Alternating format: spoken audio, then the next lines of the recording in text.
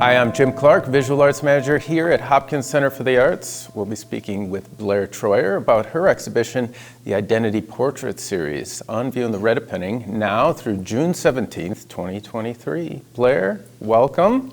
Thank you so much for having me. Can you tell us about the theme of this work and how it originated? Sure.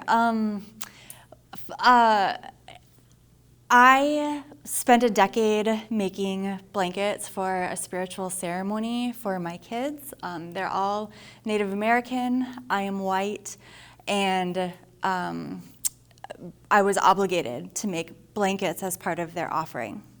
So I had to teach myself how to sew to do that.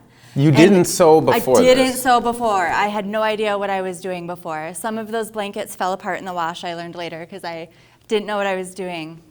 But pulling it back to this series, after a decade of making those blankets for private spiritual ceremonies, my last child went through her ceremony, and I honestly didn't know if I would ever sew again, because I didn't know if I loved what I was doing because of why I was doing it and because it was like celebratory of my children, or if I actually really liked to sew.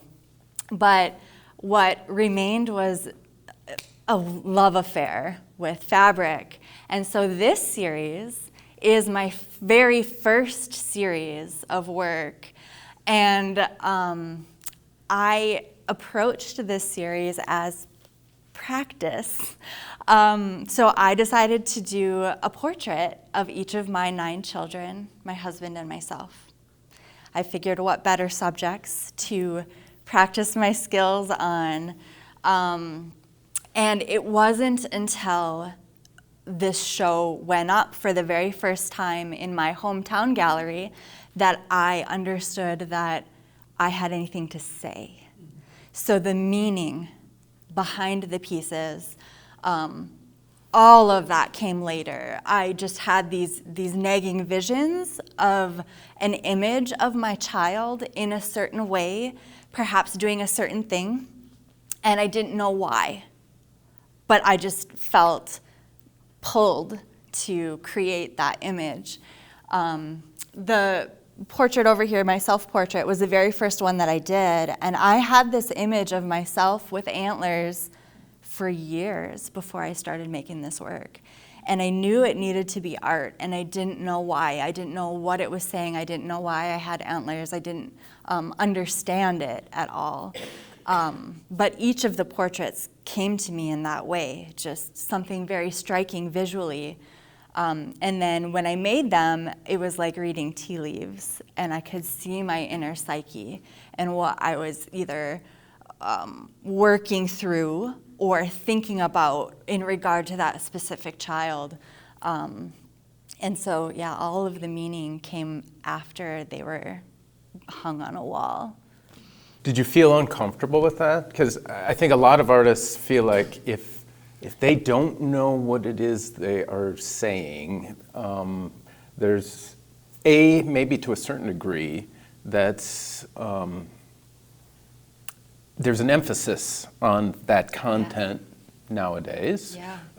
And a lot of folks feel uncomfortable if they're discovering that versus having a plan. Yeah. Were you nervous? Was there anxiety? Yes, there was anxiety for several reasons. So when I started creating this work, I applied to show at my hometown gallery, and I applied early because they said, it takes over a year to get in here. So if this is where you want to show your work, get your application in. And I got it in November. They wanted my work in January. And I had half of them done. And so as far as talking about the work, I hadn't even thought about that. I mean, I was working every spare minute of every day, sewing right until the day I delivered them, got there, continued sewing on one on the wall to finish them up. And then I'm hanging these with the gallerists, and they're asking me questions. And I'm like, oh my gosh, I'm going to have to talk about this work to people. Like, it didn't even occur to me because I was just racing. It didn't even occur to me that I was going to be put in a position to talk about it. And so initially I was terrified because I was like, I don't even know if I have anything to say. And then I had begun to decipher that work. And this piece, I really do feel is like the central thesis of my entire show and actually all of the work that I've made so far. And so that helped me kind of understand where I was coming from, the space that I was in, so then I could decipher better my understanding of the piece I just made. And then it got easier because I was getting a grasp of what it was I was trying to say, what these pieces were meaning to me. And I learned very quickly that if I showed up as my honest and authentic self, people not only appreciated that, but responded very positively to that. So I just let myself, it was like I'm an honest person anyways, like a stranger could ask me a personal question and I'd just be like, there you go. So it came naturally and easy for me to just say it. But we got to a point where I was recognizing that I may be an open book, but not every single member in my family is. And so, my husband and I were learning very quickly that some of the pieces I created are pretty heavy, and they're pretty personal. And we had to really think about how wide we wanted to open that door into our personal lives and into the lives of our children. And so, there were several conversations. There were conversations with my adult children, making sure that I had the okay to show up as my honest self with this work too. And my husband especially, he's a very public person, so he needs lots of privacy. And so, we were really nervous when it went up in our hometown. I mean, we felt good about what was being said, but just unsure if my honesty was the best thing for us. And the response was just overwhelmingly positive and beautiful. And so then we realized, that not only is it okay for me to have just let myself be me in all of the ways, but that it was really good for us, good for our family, good for our community. The idea of consent right now seems to be more prevalent and more on our minds than ever, because artists have been forever painting, drawing, sculpting, etc., their family. But now, in the age of social media, people are thinking about how am I going to present or not present, protect or expose my minor children to the world through social media. And so we're all thinking about that a lot more. Yeah. Were there people in the family that was everyone somewhat on the same wavelength as far as this is what I'm okay with, this is what I'm not okay with, or was there significant difference because it's a large family? Yeah. Everybody was pretty supportive. I think part of that is, I spent a decade as a stay-at-home mom. So, and then I had a very short business venture. I won't say it failed. It just wasn't the right fit for me. And, right after that, my son, Elias, who was 12 at the time, said, "Mom, we all agree that if what you want is to close down your business, that we'll all support you. But we want you to have something more in your life than just cooking and cleaning and taking care of us." And so I think that they part of the reason they showed up for me is because they were excited to see me put myself out there and try something and follow my heart. And they were ready and wanted to be supportive of me doing something out there in the world. And them being my subject matter just felt so natural to me, having been a stay-at-home mom. Like, that was where all of my energy went. And so it just was natural that they became the subject matter for my work. Because I think as artists, sometimes we dive into topics that maybe aren't ours. But I think the best work comes when the topic is ours, when it's about ourselves and our life experiences. It's usually the most intimate work, and I think can be some of the most impactful work. Tell us more about, you've spoken of your home community and your home gallery. Where is that? That's Bemidji, Minnesota. So that gallery is the Watermark Art Center. It's really beautiful. We're so lucky being so rural. We're like 4 hours away from a major art center, and we just have a really, really beautiful gallery and a thriving arts community there. Yeah. Supportive. Yes. Yeah. Yeah, definitely. Marvelous. Definitely. I just wanted to touch back a little bit on that past conversation about consent. Yeah. And navigating that with not just, do my children feel okay with me using them as muses, but another big challenge for me regarding consent is I'm not Native. I'm not a Native American. And there are certain images that I've created that are clearly, the subject matter is clearly Native. And I am really, really aware of issues regarding cultural appropriation.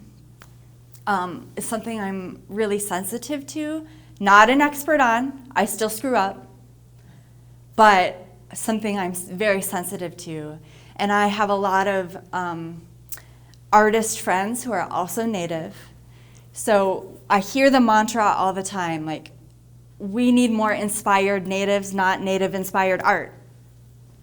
And I am 100% behind that. And so one of the things for me that the things I have to weigh in my work are, how do I show the ultimate respect that I can in the work that I do and not offend anyone? I mean, you can't always protect yourself from offending people with your art, but I really want to mitigate, if I can, the offense I cause to anyone. How do I honor my children as authentically as I can, based on who they actually are and their identity? How do I honor that as well? And how do I be true to myself and who I am and the experiences that I have and what I'm living? And so,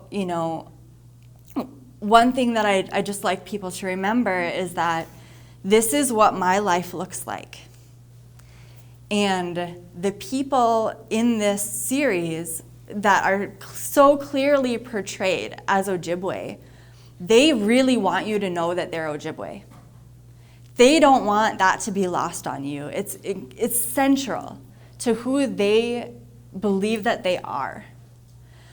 And so I have tried to, honor who they are, depicting them as authentic to who they are as I can. And, yes, I'm not Native, but these are made by the mother who loves them.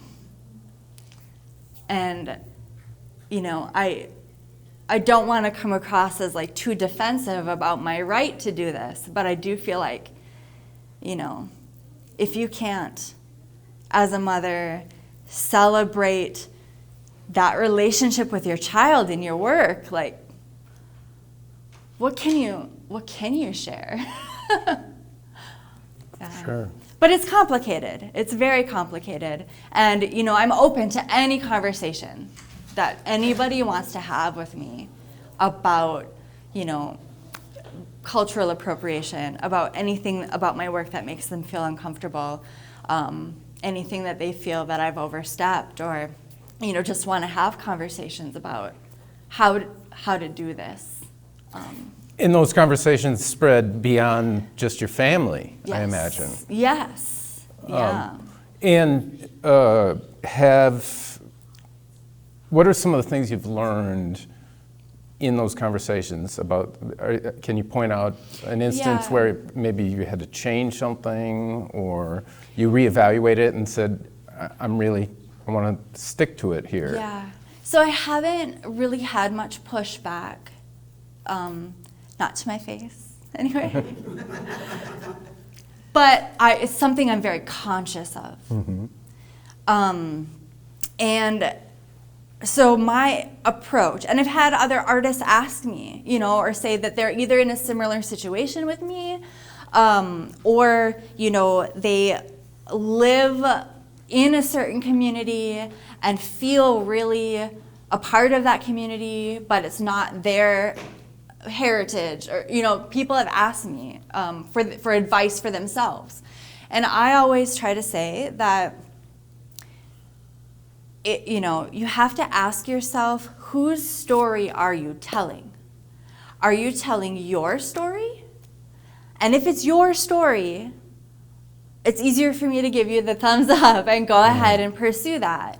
If it's not your story, maybe you want to rethink whether that should be the heart of your work. And so even though with each of these portraits I do share a little bit about each of my children, it's them through my eyes.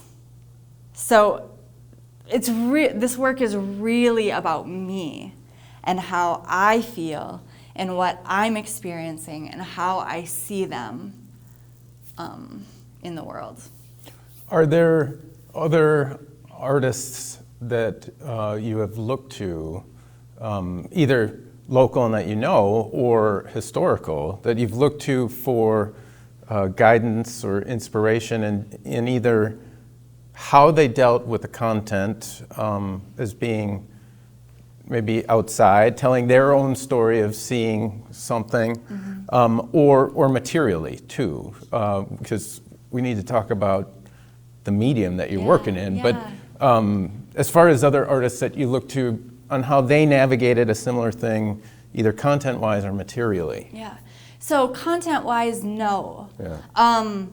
And the reason for that, there's a couple reasons for that. First of all of the work I've made so far has been made in a pressure cooker. So I just unleashed my next huge body of work. It's 27 portraits. It took me 3 years. I was working every day. And so I have only been in creation mode. I have not had time till now to come out of that without a deadline and think about how I'm navigating the art world as an artist. So no, and I don't even know I don't know who I would look to. Yeah. And then the third part of that is everybody's opinions are so different. Mm-hmm. And the concept of that is still moving. So I don't know that there are authorities on the best way to be in that space. Mm-hmm. Or if most people are saying now, get out of that space. You know, like it feels really, really fluid, and it depends on who you talk to. So for now, I'm just trying to feel really centered in myself and make sure that I feel comfortable with where I'm at And I will constantly self-reflect. But if I feel, and I, I have my husband to bounce things off of too, right? Yep. To be like, what do you think about this? Where am I at with this? Because I know I have blinders as a white person. I have blinders. And so I do need to be shown those. And so my job is to be receptive to listening. Yeah.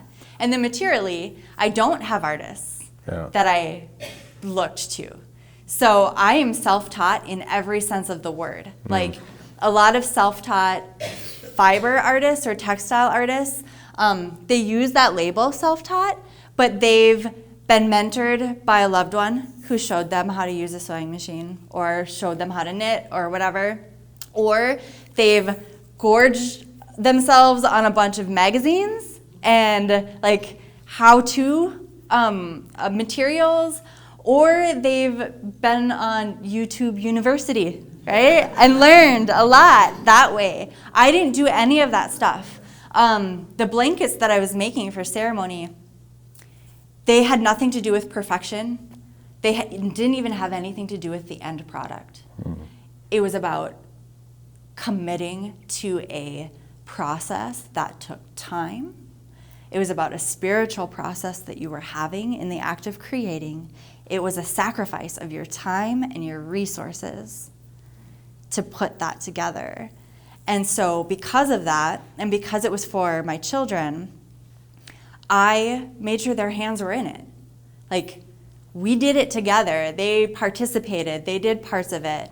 And so when I finally got my head out of that world and was like, ooh, I think I want to be an artist, I had no idea what people were doing in this field before me. I had no idea if anybody else was even doing portraits. I didn't know how they were doing it and what they were making. And I didn't even look when I started these. I was just like, I have this experience. I want to see what I'm capable of creating, and this is how I'm moving forward.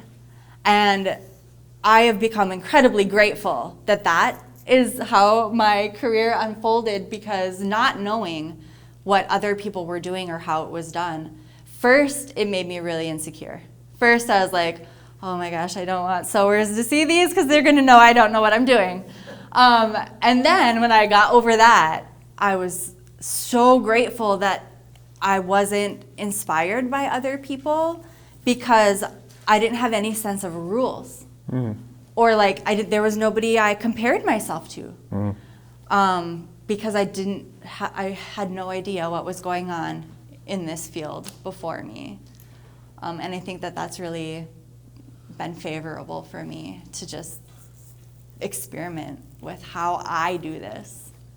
You retain authorship and authority because, Process-wise, you had mentioned maybe that an image comes to you of one of your children, and you see them in a certain way. Yeah. So does the image kind of emerge to you in that way, and then you make it whole? Yeah. So this purple one back here, for example, this is a portrait of my youngest daughter, Luella.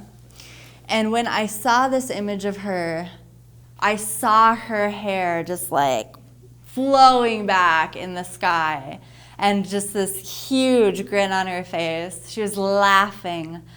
And so I told her, I said, this is what I see you doing. Like, this image has been in my head, and I want to try to do it. So then I took her outside, and I took a video of her laughing, throwing her head up, and I took a still from that. And so I did reference her face when I was making that portrait. And I did that for all of these, because I wanted, these are specific people in my life. I wanted them to, look at it and go, oh, I see me, not Mom, that looks dumb. Do they ever go, I see me, and Mom, that looks dumb? No, it usually goes the other way around. They're usually walking by and they're like, that doesn't look like me, that doesn't look like me, that doesn't look like me. Oh, that looks like me. Awesome. Yeah, so as it unfolds, they start to see themselves. But so I look at their face, and that's the most stressful part of my portraits is the face, because I want it to resemble them. And then everything else is just imagined or implied. So once I have the face done and I'm comfortable with its likeness from what I'm referencing, then I just imagine the rest. So when I start a portrait, I have no idea what colors I'm going to use. I have no idea. I have a general, this is kind of what's going to happen on this, but yeah, I have no idea what colors I'm going to use or how it's going to turn out. I just kind of intuit and build the portrait out from the face. I'm going to come at this from a quilting standpoint because my mother's a quilter, my wife's a quilter, so that's kind of one of my points of reference. Yeah. And they have what's called a stash, and with all different fabrics. And for them, it's a lot like their palette, I would say. They look at things coloristically, value-wise, texture-wise. Do you have something similar to a stash? Yes. That's a palette? What do you call it? I mean, I don't have a word for it yet, but that was a really big struggle for me, organizing my studio in a way that was effective. Because as you can see, I use a million colors in one piece. I don't buy yards of a material because I'm never going to use all of that, most likely. If I'm buying fabric, I buy a 1/16 of a yard or an 1/8 of a yard, like it's just a little bit. So then I had all these tiny pieces, in bins, and like it was just such a mess. I had no idea what I had in there. I couldn't find what I was looking for. So I devised this method where I take an 1/8 of a yard and I wrap it around a wooden dowel, and then I secure it with a rubber band, and I put it in a basket. So I have bouquets of fabric all along my wall. So here's my entire color palette, and it's all organized, by color.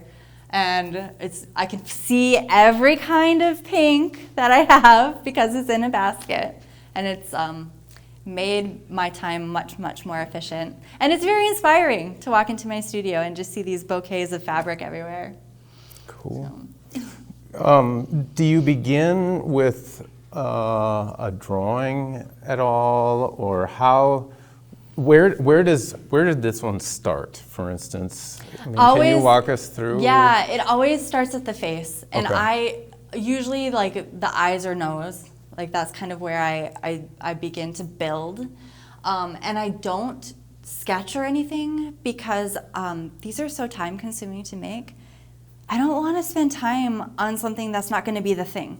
So That's remarkable, because I think most people will go, this is going to take so much of my time to create. I want to prep for it so that it's more efficient. But you're right into it. Yeah. Which, I mean, that resonates. It's just interesting. Yeah, and the reason I feel like I can enter it that way is before I sew anything, I tack things down with a glue stick. So I can think something through and go, oh, I really don't like that, and just pick it up and take it off and reuse that piece later. Like it holds just enough to keep it there until I get it under my sewing machine, but not too much that I can't just easily pick it right off if that was the wrong color or I don't like how that's turning out. Yeah, so I kind of sketch. I mean, I process. You lay color down, and then you see how it works.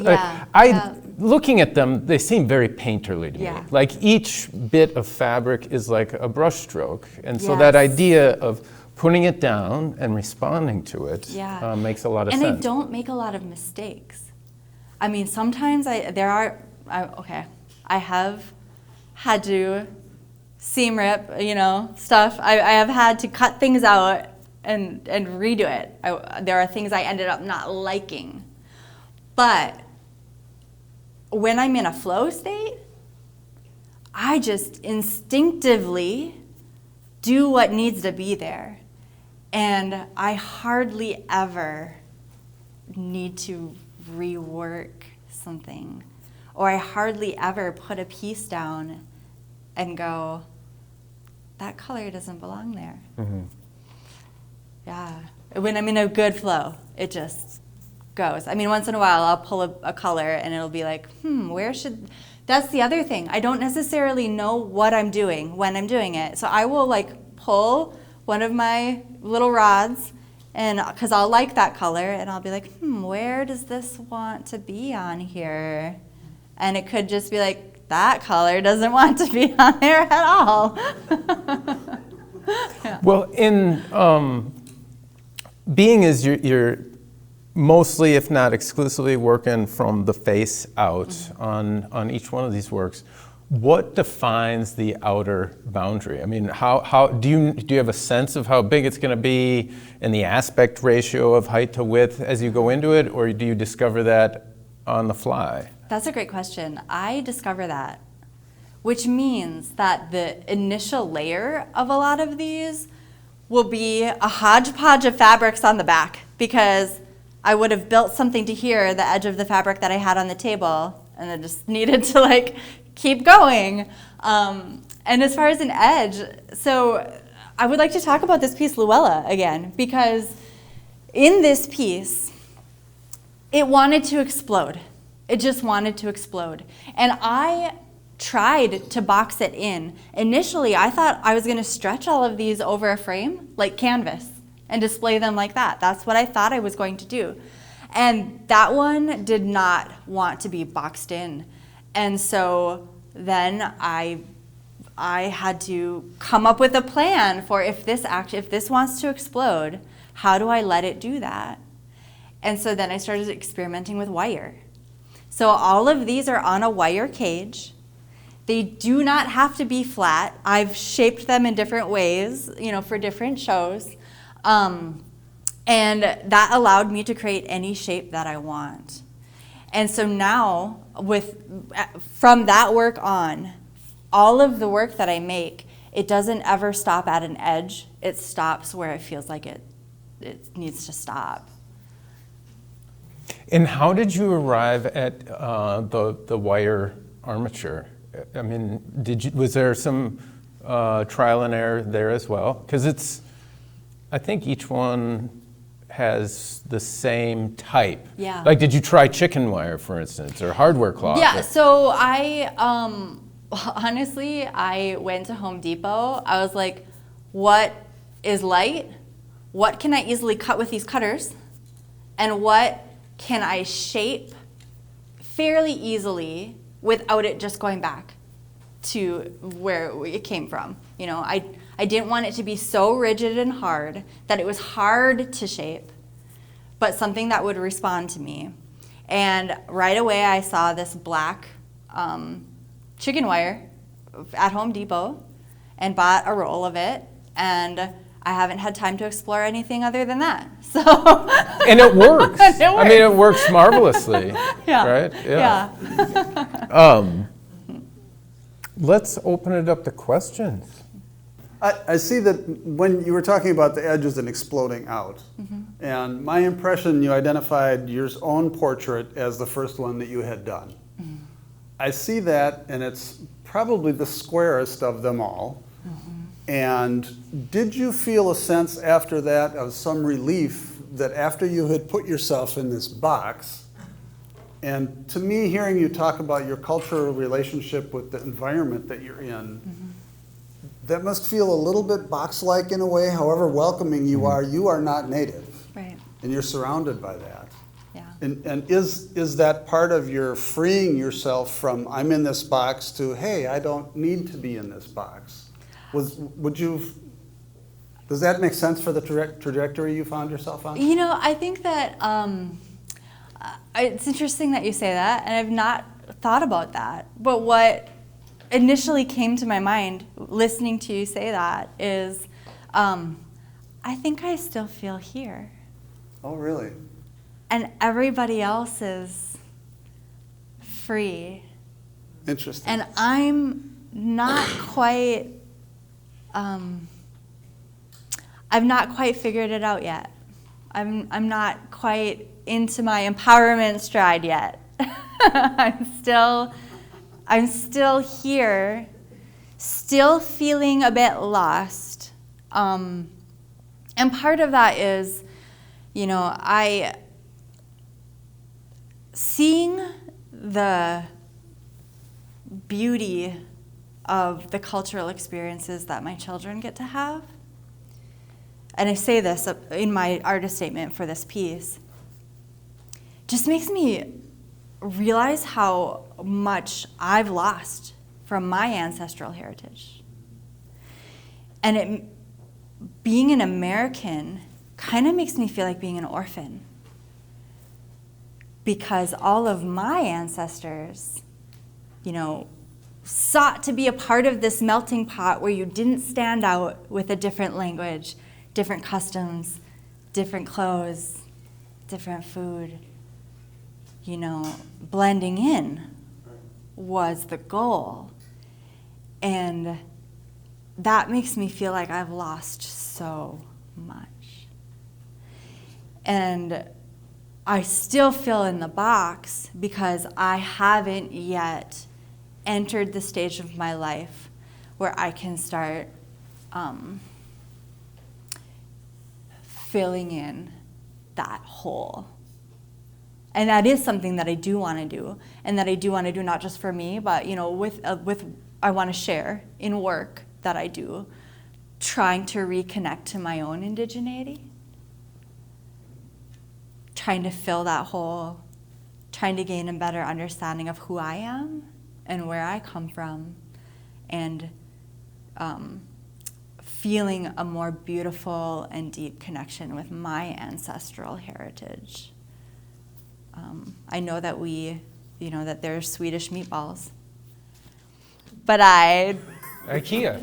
Yes, there's IKEA. You can go shop for them or their products. But I don't have things that were passed down that hold meaning and value for me. And everything that my children are taught, like there's the superficial meaning, which is incredibly beautiful, and then you get into the deeper, like there's middle meaning that's beautiful, and it just keeps going. And I'm so grateful that they have that, and I'm sad that I don't. Yeah. Yeah. I'm with you on that part. Yeah. And just, there's a lot of the teachings are just so healthy. They're so healthy. Like the statement that I've written about my son over here, that piece, the yellow piece, is about his first kill feast. And so when he got his first deer, not only is he responsible for harvesting the meat off of that deer and packaging it himself, but we have a ceremony. And at that ceremony, he brings all of that meat that he harvested, and I try to feed him some of his food, and he says, "No, I'm thinking about the children who have nothing to eat." And I try to feed him again, and he says, "No, I'm thinking about the elders who can no longer hunt for themselves." And I try to feed him again, and he says, "No, I'm thinking about my community and everybody that came here to support me and who has supported me throughout my life to this point where I can support myself." And then I feed him again, and he takes it. And then my husband says, "This is what it means to be a man. When you come into abundance, whether that's food you harvest, deer you hunt, money you make, you think about the children who don't have enough to eat, elders that aren't being taken care of, right? Everyone in your community who's suffering, and then yourself."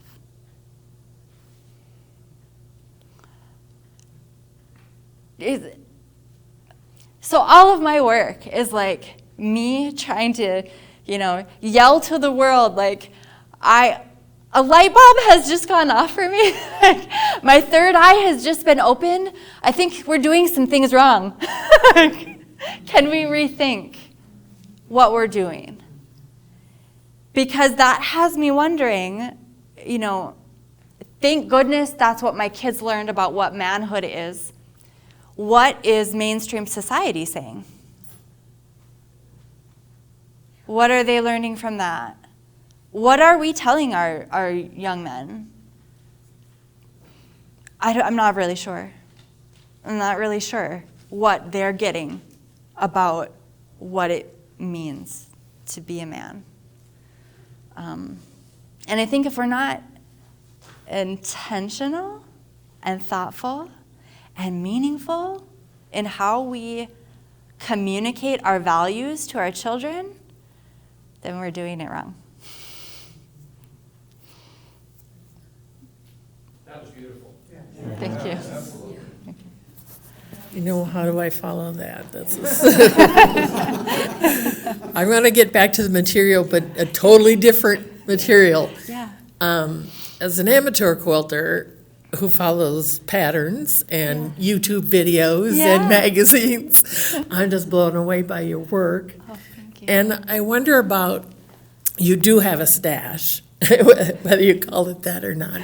Yeah. You have a wonderful stash, I can tell.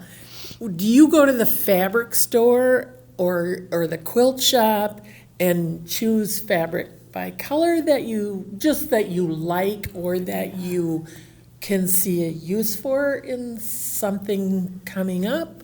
Or how do you choose and where do you choose? Yeah. So I love that I'm not bound by anything when I choose. So when I do, I usually, if I buy fabric, I usually just go to my local Joann Fabrics at the mall. So it's like tiny. There's not a lot there, but I'm always inspired. And I might have a mission when I go, like I might be like, ooh, I could really use some more blues, or I could really use, I'm always on the lookout for a variety of blacks. So you can't really find a big variety of blacks usually, but otherwise, if I'm not trying to fill a gap with a color, I get to just be like, ooh, I like this, and I like this. And I get to look at all kinds of fabric because what I do doesn't have to be functional. So I can pair things that you would never pair together if you were sewing something else. I use my kids' clothes when they grow out of them. I get donated fabric, like there's old Halloween costumes in these. I use everything. I'm really an environmentalist at heart, so I try to resource fabric as much as I can instead of purchase fabric. But there's something really fun about going to a fabric store and being able to pick whatever you want. So yeah, I do that too. I love the lights. They just are luminous. I really got into metallic fabrics recently. So I didn't use it as much in this collection, but I just finished a whole new series and sprinkled those metallics in and even some sequins and stuff. And I know it sounds like maybe a little bit too much, but they're so striking and they shine like gems. And they're just stunning. So yeah, I love looking for not just new prints or something, but different types of fabric that I could explore. And I love being able to use velvet too, like the depth of that black. Just, I just fabric in general. I feel like if I were to paint these, I don't know that I could. I don't think I would be inspired in the same way. I'm not sure that my brain would work the way that it does when I use fabric. Now, if I can ask another question, when you lay your fabrics down, besides the chicken wire base, you have a base of fabric that you lay them on and then glue and then sew? Yeah. So I usually start with a moderately large piece of fabric as like the base layer. And it's usually something that's like like an old sheet that's really stained, or somebody's giving me a very large roll of something hideous. And I'll just use that as my base.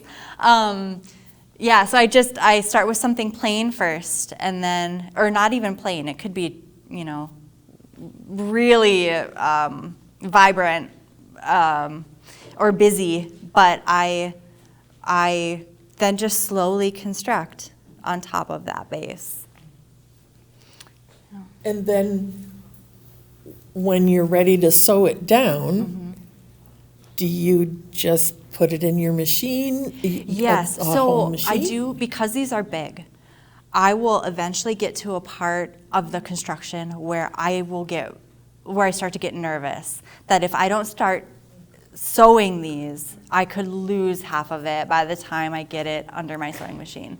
So yeah, I do, once I get about this much, then I start to get nervous, and then I will start tacking it down. And sometimes if I've created the face and I just absolutely love it, and I've used such small pieces that if I lose one, I won't remember where it goes, and I just don't want anything to happen to it, then I might sew the face to make sure that that's safe, and then keep building after that. And do you just do straight stitch, or do you use special stitches or decorative ones? I have used special stitches, yep. And these were all made on my brother sewing machine. So in order to draw with the thread, that means I'm moving the fabric to where I want. But I did just receive a McKnight Fellowship for Textile Arts for 2022, and that comes with a pretty good purse. And so I bought a long arm sewing machine. And so the next body of work that I do, I'm really excited to figure out how that machine works. And for those of you who don't know what a long arm machine is, you get to hold handles like this and draw wherever you want with your sewing machine. Yeah. So I think that will work really well for the kind of work that I do. Your website says that these are going to be traveling for several years. Could you talk a little bit about that? Yeah, so the several years part is actually coming closer to a close. These have been traveling since 2020. From here, these go to a gallery in Big Fork, Minnesota. And then they come back down here to the Bloomington Art Center in the fall. And that's their last date as a solo show, like with all of the pieces still intact in this show. And I've been just really blessed with the opportunity to have this show travel to different communities throughout Minnesota and North Dakota. But yeah, the people who have purchased some of these pieces, they're ready to have them in their possession now. So I promised, like the ones that have sold, I promised that I wouldn't book any more shows. And the ones that were at the Textile Center, where are they going now? I just delivered those to the Watermark Art Center in Bemidji. So my hometown community gets to see that show. It goes up next Friday as the opening. Yeah, I'm really, really proud of that work. So, I would love for you guys to go online and just check it out. How many saw the show at the Textile Center? I did. Oh, okay. I shouldn't have done that. Now I'm shaming everyone for not seeing it. I mean, really, people. No, it was a stunning show. So now we all have to go to Bemidji to see it. Right? It's beautiful up there this time of year. Yeah, and I'm hoping that show will get to be seen again intact at least one more place before it's all over. Yeah.